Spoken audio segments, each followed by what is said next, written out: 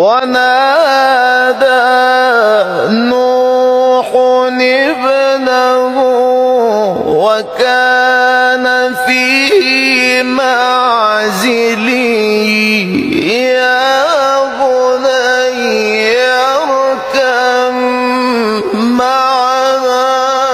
ولا تكن مع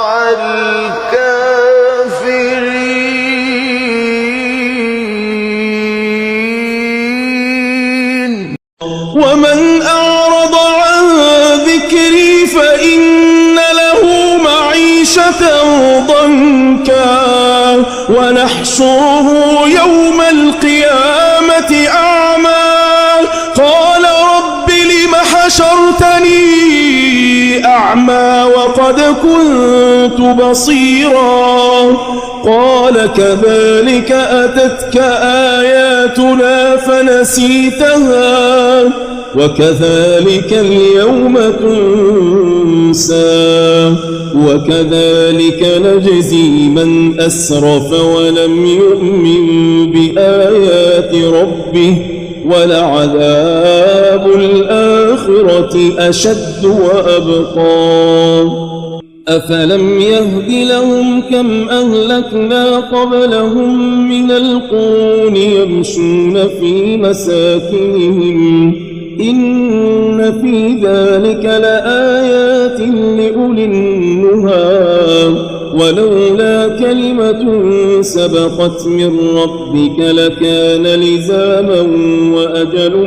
مسمى فاصبر على ما يقولون وسبح بحمد ربك قبل طلوع الشمس وقبل غروبها ومن آلاء الليل فسبح وأطراف النهار لعلك ترضى ولا تمدن عينيك إلى ما متعنا به أزواجا